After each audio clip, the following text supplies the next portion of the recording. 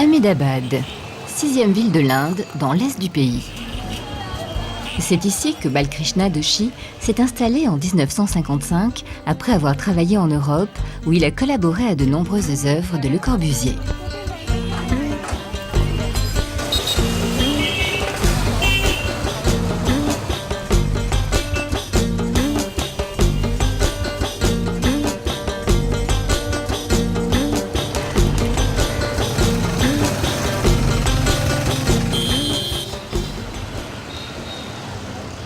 Sangat, fondé en 1980, est sa fondation de recherche et son agence d'architecture.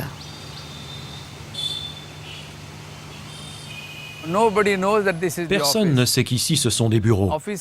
Un bureau n'est pas obligé de ressembler à un bureau. Ça doit être une surprise. Et le chemin pour y aller, j'ai appris ça de l'architecte Le Corbusier, ne doit jamais aller tout droit, mais en diagonale. L'agence a pour nom Vastu Shilpa, qui signifie l'environnement dans sa totalité. Le Vastu est une philosophie indienne qui résume l'approche de l'architecte.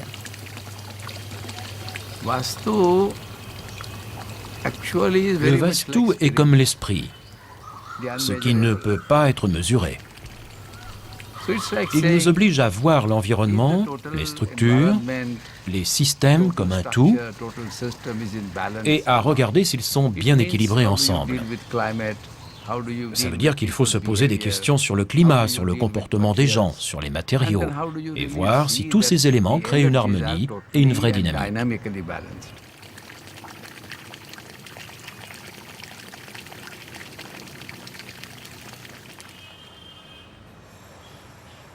Il faut imaginer qu'ici, avant, tout était complètement plat et aride, sans aucun arbre.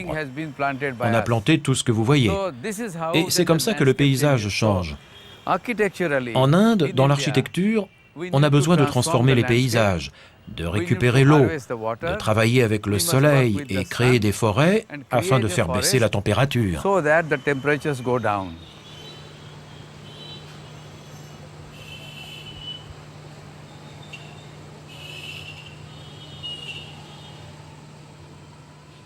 Tout ça, ce sont des carrelages cassés récupérés à l'usine. Quand vous y allez, on vous dit « prenez-en autant que vous voulez ».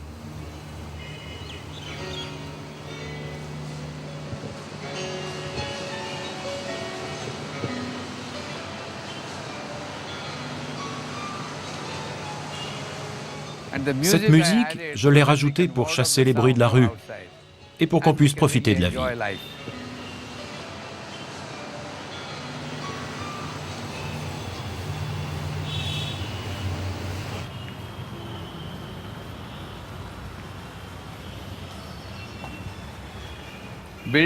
L'entrée du bâtiment, comme vous voyez, descend graduellement. Celui-ci est construit au niveau du sous-sol pour garder une température basse. Ainsi, en hiver, on garde la chaleur et en été, ça reste frais. Et ça, je l'ai appris pendant mon séjour à Londres, où j'habitais en sous-sol. Les expériences viennent de plein d'endroits différents et j'ai toujours essayé de m'en servir.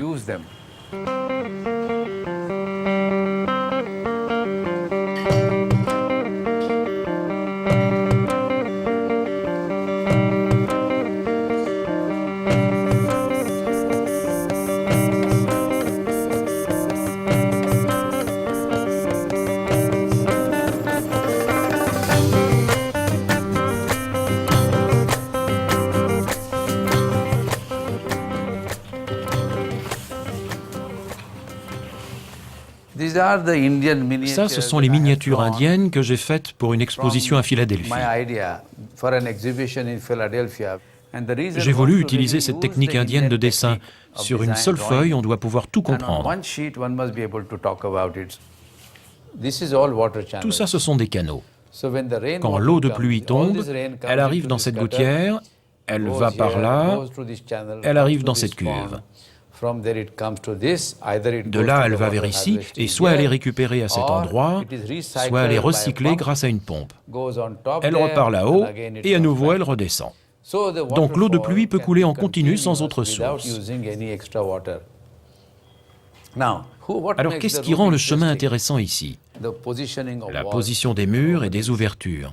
Des murs qui créent des barrières et en même temps qui vous guident pour tourner. Et ensuite les marches.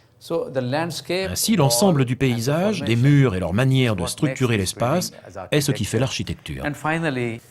Finalement, sur un seul dessin, vous pouvez voir tout ça ensemble. Et vous vous rendez compte que tout cela est faisable. Sangat est en fait ma démonstration de conservation d'énergie. Mais c'est aussi mon expression de l'architecture, de ce qui est important et possible en Inde.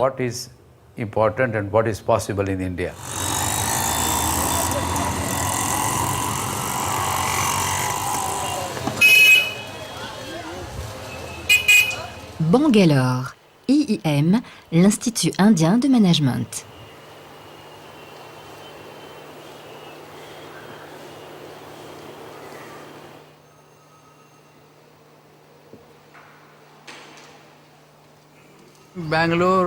IIM Bangalore, c'est d'abord un lieu qui grandit, qui peut s'étendre et se rééquilibrer. J'ai utilisé la lumière du soleil, les ombres, les rythmes. Ça raconte l'histoire des pierres de la région, de la façon de les travailler qui était traditionnelle. Mais on a trouvé le moyen de le faire de façon très élevée. Les pierres, quand on se sert de leur longueur, de leur hauteur et de leur volume, elles finissent par exister par elles-mêmes.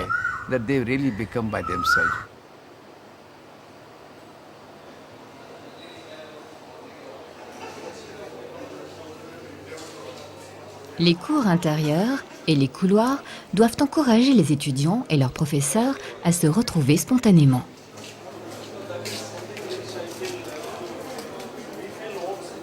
La végétation pousse à l'intérieur pour que les espaces soient en évolution perpétuelle.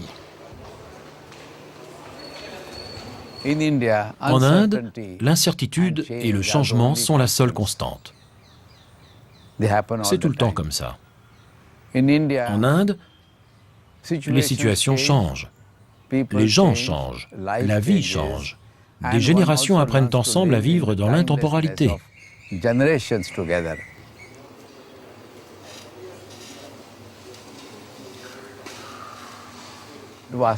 Le vastu signifie se nourrir en permanence sans aucune restriction, aucune barrière. À Bangalore, vous êtes dans un espace qui vous est agréable. Et cela vous permet de ne pas vous sentir contraint par une structure formelle. Toute personne qui se rend à IIM s'y sent bien parce qu'il n'y a pas de limite. Je crois que le vastu est quelque chose qui donne le sens de l'infini.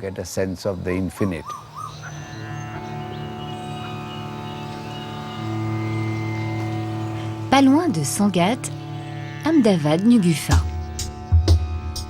Fruit d'une collaboration entre Balkrishna Doshi et l'artiste indien M.F. Hussain.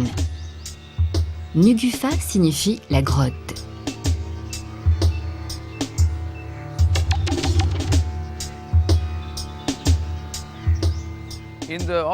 Pour mes bureaux, j'ai utilisé du carrelage mat. Mais ici, j'ai mis des morceaux d'assiette qui brillent. La brillance suggère que ça vit. C'est un matériel récupéré. Il est mort, mais ça reste vivant. Et le noir là, ça symbolise un cobra. Et vous pouvez voir sa queue là-bas. Ce cobra, sa queue et ses dômes ont été conçus avec l'idée que cet endroit serait né d'un mythe. Je pensais aussi à Borromini, à Gaudí et à d'autres architectes. Je me suis dit, faisons en sorte que ce soit possible.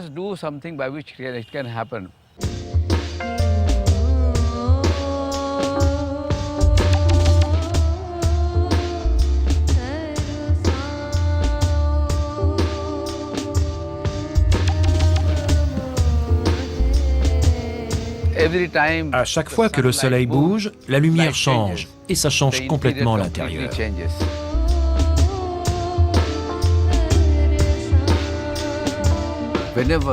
Quand on vient ici, on ne regarde pas seulement les peintures sur les murs. On réagit à la lumière, aux modifications de la structure et de ses colonnes, à la mobilité de l'espace qui change constamment. C'est un endroit statique qu'on a rendu dynamique. Par exemple, ces colonnes-là, on dirait les pattes d'un animal.